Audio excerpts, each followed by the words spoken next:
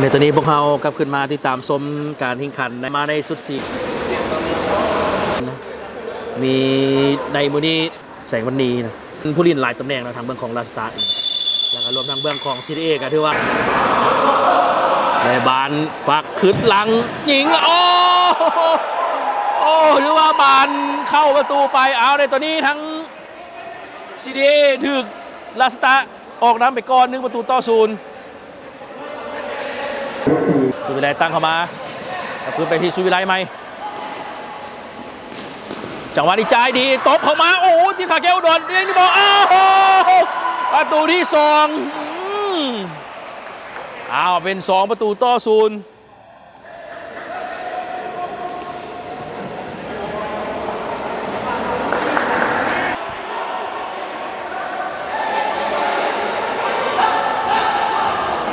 ในบานเปิดจากเส้นข้าง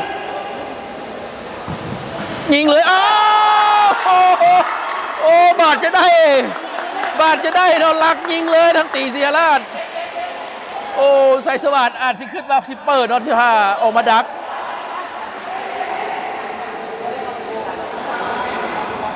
ลาสตาร์ก็เอาชนะเหนือใต้มาได้นะ6-3ได้นัทมิตรอันเสียให้ครับBPC 4-6อ้าวเดิมมาพุทธศิลป์เป่าว่าแนวใด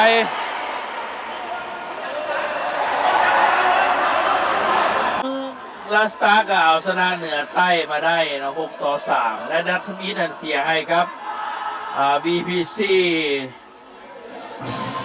4-6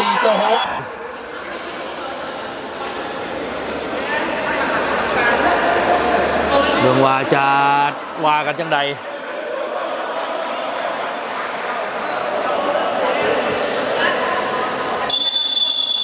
โอ้ให้เป็นประตู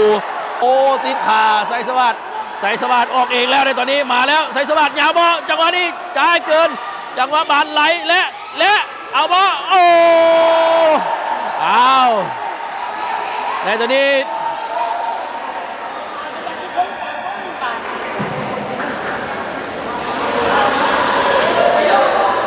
ต้องเบิ่งว่าเป็นบานออกมาดิสมิธเอาบอโอ้สมิธเอาแก้คืนมาแล้วนะเป็น2-4อ้าวสมฤทธิ์แสงวันนี้ยิงไล่ขึ้นมาแล้วเป็น2-4สุวิไลจับเลือกยิงเองแล้วโอ้โหจังหวะนี้ยิงนีโตแก้วอุดรเข้าไป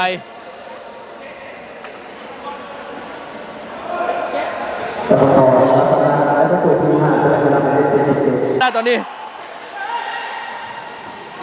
เอาดักได้ดีเอาบาดมาสิเอาบอเอาหรือบ่เอา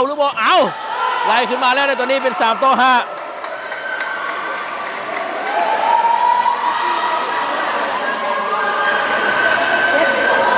เอาตอนนี้ไล่มาเป็น3-5เอาต้องพยายามเอาบานขึ้นไปหาหน้าประตูให้ไวเลยเนาะทางแก้วดอนเลือกโตไก่จ่ายโมพานมีโอกาสได้ยิงแล้วอ้าว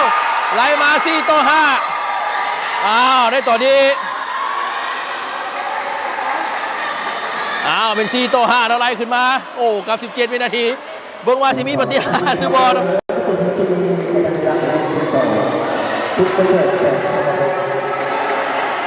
เป็น1-3ล็อกไปผ่านหรือบอลได้โอ้พยายามวนอีกแล้วสุดท้ายหมดเวลาของการแข่งขัน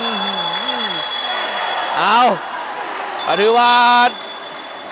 การแข่งขันจบลงไปเนาะเป็นทางเบื้องของลาสตาร์เอาชนะไปได้เนาะ5-4ถือว่าไล่โบทัน